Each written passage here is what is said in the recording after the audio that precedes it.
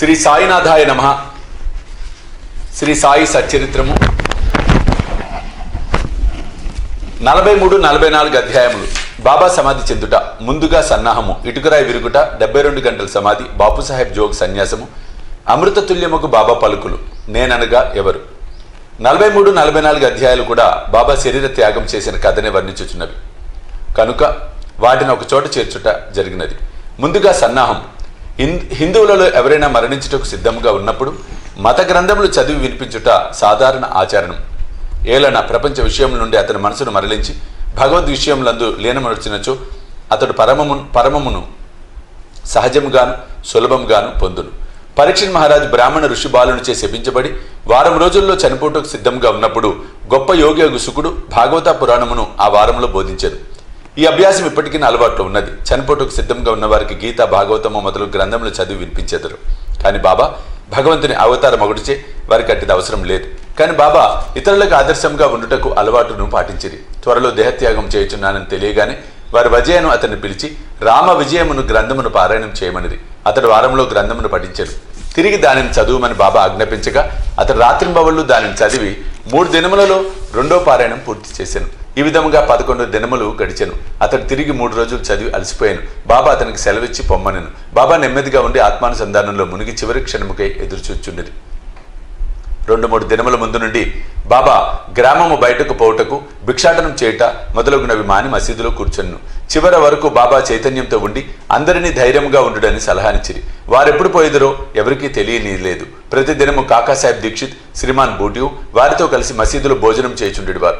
ఆనాడు హారతి పిమ్మట వారిని వారి బసలకు పోయి భోజనం చేయమని. ఆయనను కొంతమంది లక్ష్మీబాయి సిందే, బాగోజీ సిందే, బాయాజీ, లక్ష్మణ్ బాలాషింపి, నానాసాహెబ్ నిమోర్కర్ అక్కడే ఉండిరి. దిగువ మెట్ల మీద శ్యామ కూర్చొని ఉండెను. లక్ష్మీబాయి సిందేకు 9 రూపాయల దానము చేసిన పిమ్మట బాబా తనకు ఆ స్థలము బాగాలేదని, అందుచేత తనను రాతితో కట్టిన బూటి మేడలోనికి తీసుకుని పోయినా అచ్చట బాగుగా ఉండునని చెప్పాను. ఈ తుది పలుకులాడుచు బాబా బాయాజీ తాత్యా కోతేపై ఒరిగి ప్రాణములు విడిచాను. బాగోజీ దీన్ని కనిపెట్టాను. దిగువ కూర్చొని ఉన్న నానాసాహెబ్ నిమోన్కర్ ఈ సంగతి చెప్పాను. నానాసాహెబ్ నీళ్లు తెచ్చి బాబా నోటిలో పోశాను. అవి బయటకు వచ్చాను. అతడు బిగ్గరగా ఓ దేవా అని అరిచాను. అంతలో బాబా కళ్ళు తెరిచి మెల్లగా ఆ అనెను. బాబా తమ భౌతిక శరీరం విడిచిపెట్టనని తెలిసిపోయాను. బాబా సమాధి చెందనను సంగతి సిరిడి గ్రామంలో కారు చిచ్చు వలె వ్యాపించెను. ప్రజలందరూ, స్త్రీలు, పురుషులు, బిడ్డలు మసీదుకు పోయి ఏడవసాగిరి. కొందరు బిగ్గరగా ఏడ్చిరి, కొందరు వీధులలో ఏడ్చుచుండిరి, కొందరు తెలివి తప్పిపడిరి. అందరి కండ్ల నుండి నీరు కాలువ వలె పారుచుండెను. అందరూ విచారగ్రస్తులేరు. కొందరు సాయిబాబా చెప్పిన మాటలు జ్ఞాపకం చేసుకొనెను. మునుముందు 8 ఏళ్ల బాలునుగా ప్రత్యక్షమయ్యేదనని బాబా తమ భక్తులతో చెప్పిరని ఒకరనిది. ఇవి యోగీశ్వరుని వాక్కులు కనుక ఎవరునూ సందేహింపనక్కరలేదు. ఏలన కృష్ణావతారంలో శ్రీ మహావిష్ణువి కార్యమే ఉనర్చెను. సుందర శరీరంతో, ఆయుధములు గల చతుర్భుజములతో కృష్ణుడు దేవకీదేవి కారాగారమున 8 ఏళ్ల బాలుడుగానే ప్రత్యక్షమయ్యను. ఆ అవతారమున శ్రీకృష్ణుడు భూమి భారమును తగ్గించెను. ఈ అవతారము భక్తులను ఉద్ధరించుటకై వచ్చినది కనుక సంశయింప కారణమేమున్నది? యోగుల జాడల అగమ్య గోచరములు. సాయిబాబాకు తమ భక్తులతోటి సంబంధము ఈ యొక్క జన్మది కాదు, అది గడిచిన 72 జన్మల సంబంధం. ఇట్టి ప్రేమ బంధములు కలిగించిన ఆ మహారాజు ఎచ్చటికో పర్యటనకై పోయినట్లు అనిపించడం వలన వారు శీఘ్రముగానే తిరిగి వత్తురన్న దృఢ విశ్వాసం భక్తులకు కలదు. బాబా శరీరం నెట్లు సమాధి చేయవలను అన్న విషయము గొప్ప సమస్య అయ్యను. కొందరు మహమ్మదీయులు బాబా శరీరమును ఆరుబయట సమాధి చేసి దానిపై గోరీ కట్టవలెనంది.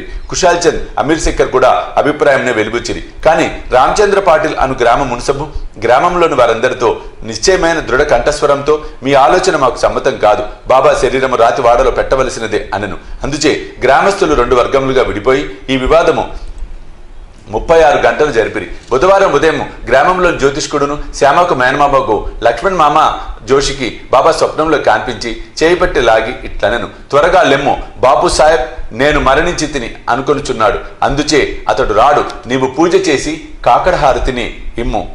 లక్ష్మణ్ మామ సనాతన ఆచారపరుడైన బ్రాహ్మణుడు. ప్రతిరోజు ఉదయం బాబాను పూజించిన పిమ్మట తక్కిన దేవతలను పూజించేవాడు. అతనికి బాబా యందు పూర్ణ భక్తి విశ్వాసములుండెను. ఈ దృశ్యం చూడగానే పూజా ద్రవ్యముల పళ్ళెమును చేత ధరించి మౌల్వీలు ఆటంకపరచుచున్నను పూజను హారతిని చేసిపోయాను.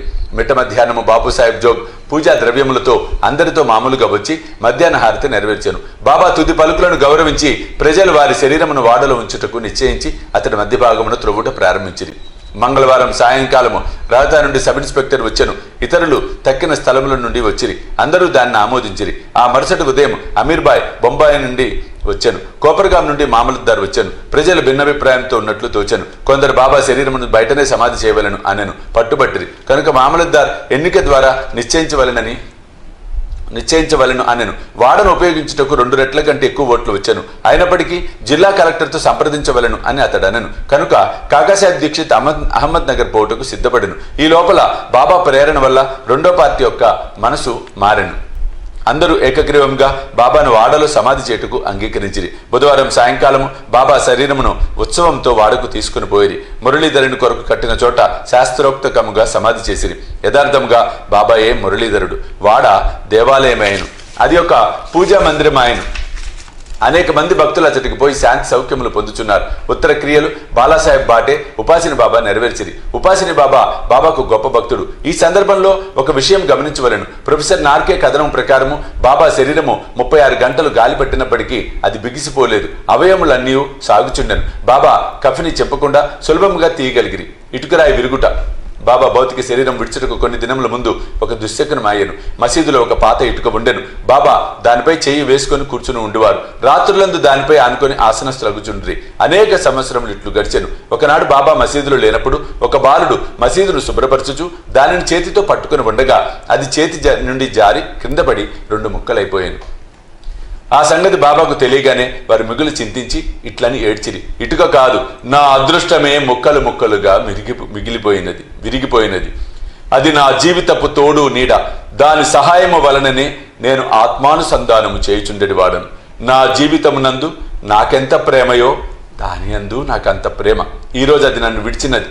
ఎవరైనా ఒక ప్రశ్న అడగవచ్చును, బాబా నిర్జీవి ఇటుక కోసం ఇంత బాధపడనేలా? అందులో బహమాడి పందిట్లు సమాధానం ఇచ్చాను. యోగులు బీదవారికి నిస్సహాయులకు సహాయం చేయుటకే అవతరించెదరు. వారు ప్రజలతో కలిసి మసలున్నప్పుడు ప్రజల వలె నటింతురు. వారు మనవలే బాహ్యమునకు నవ్వెదరు, ఆడెదరు, ఏడ్చెదరు. కానీ లోపల వారు శుద్ధ చైతన్యులే. వారి కర్తవ్య విధులను ఎరుగుదురు. 72 గంటల సమాధి. ఇటుక విరుగుటకు 32 సంవత్సరముల పూర్వము అనగా 1886 సంవత్సరంలో బాబా సీమోల్లంఘనం చేయ ప్రయత్నించెను. ఒక మార్గశిర పౌర్ణమి నాడు బాబా ఉబ్బసం వ్యాధితో బాధపడుచుండెను. దాన్ని తప్పించుకున్నట్టుకై తన ప్రాణమును పైకి తీసుకుని పోయి సమాధిలో ఉండవలను అనుకొని భక్త మహల్సాపతితో ఇట్లనిరి, నా శరీరమును 3 రోజుల వరకు కాపాడుము.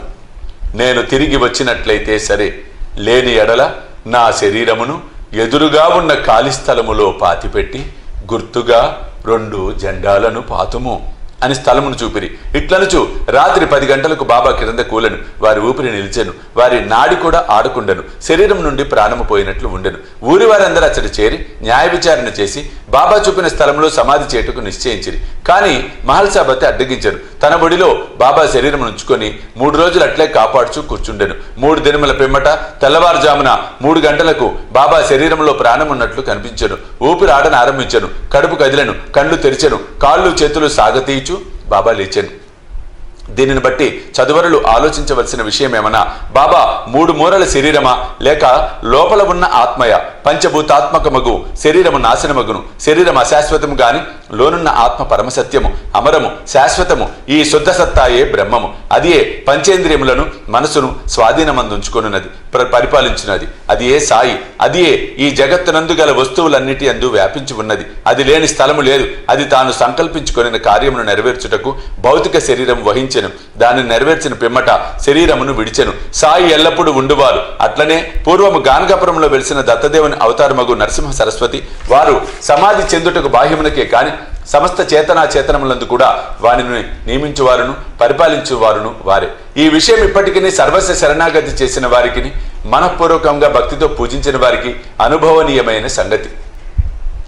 ప్రస్తుతము బాబా రూపము చూడ వీలు లేనప్పటికీ మనం షిరిడీకి వెళ్ళినచో వారి జీవితం ఎత్తు పటం మసీదులో ఉన్నది. దీనిని శ్యామరావు జేకర్ అని గొప్ప చిత్రకారుడును బాబా భక్తుడును వ్రాసి ఉన్నాడు. భావకుడు భక్తుడైన ప్రేక్షకునికి ఈ పటము ఈనాటికి బాబాను భౌతిక శరీరంతో చూసినంత తృప్తి కలుగుచేయను. బాబాకు ప్రస్తుతము భౌతిక శరీరము లేనప్పటికీ వారక్కడనే కాక ప్రతి చోట నివసించుచు పూర్వం వలనే తన భక్తులకు మేలు చేయుచున్నారు. బాబా వంటి యోగులు ఎన్నడూ మరణించరు. వారు మానవుల వలె కనిపించినను నిజముగా వారే దైవం. బాపుసాహెబ్ జోగ్ సన్యాసం. జోగ్ సన్యాసం పుచ్చుకొనిన కథతో హేమాడ్పంతి అధ్యాయంను ముగించుచున్నారు. సకారాం హరి ఉరఫ్ బాపుసాహెబ్ జోగ్ పూణే నివాసియగు సుప్రసిద్ధ వార్కరి విష్ణుబువా జోగ్ గారికి చిన్నాయన. 1909వ సంవత్సరమున సర్కారు ఉద్యోగం నుండి విరమించిన తరువాత భార్యతో షిరిడీకి వచ్చాను. వారికి సంతానం లేదు. భార్యాభర్తలు బాబాను ప్రేమించి బాబా సేవ ఎందే కాలమంతయు గడుపుచుండిది. మేఘశ్యాముడు చనిపోయిన పిమ్మట బాపుసాహెబ్ జోగ్ మసీదులోను చావడిలోనూ కూడా బాబా మహాసమాధి పొందు వరకు హారతినిచ్చుచుండెను.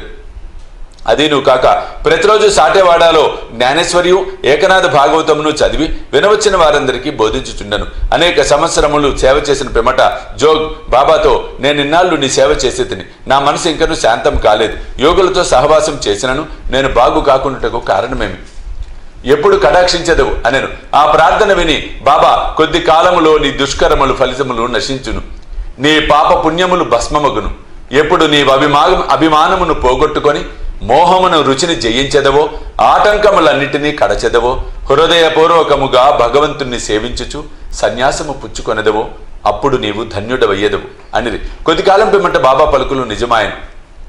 అతని భార్య చనిపోయాను. అతనికి ఇంకొక అభిమానం ఏదీ లేకుండాచే అతడు స్వేచ్ఛాపరుడై సన్యాసమును గ్రహించి తన జీవిత పరమావధిని పొందెను. అమృతతుల్యముకు బాబా పలుకులు.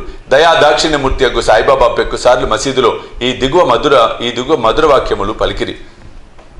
ఎవరైతే నన్ను ఎక్కువగా ప్రేమించెదరో వారు ఎల్లప్పుడూ నన్ను దర్శించెదరు. నేను లేక ఈ జగత్తంతయు వానికి శూన్యము. నా కథలు తప్ప మరేమీ చెప్పడు. సదా నన్నే ధ్యానము చేయును. నా నామమునే ఎల్లప్పుడూ జపించుచుండును. ఎవరైతే సర్వస్య శరణాగతి చేసి నన్నే ధ్యానింతురో వారికి నేను రుణస్థుడను. వారికి మోక్షమిచ్చి రుణము తీర్చుకొనెదను.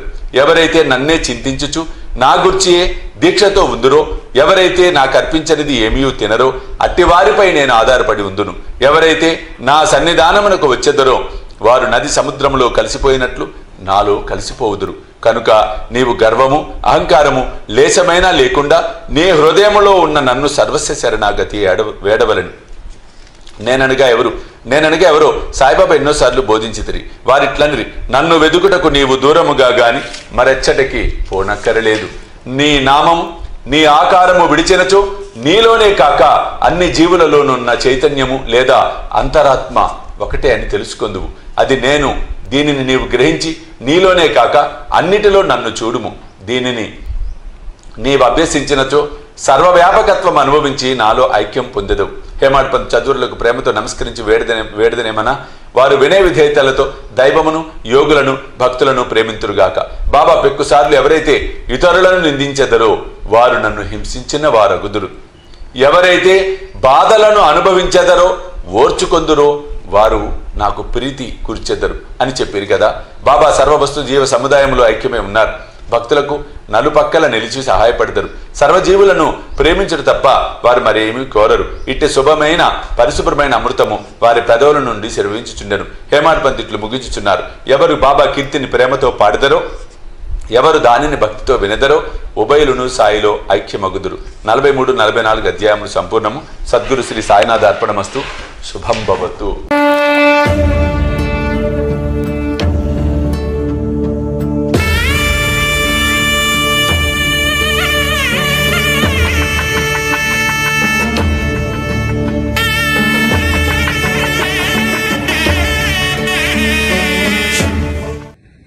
సాయి దివ్య రక్షా కవచ యంత్రానికి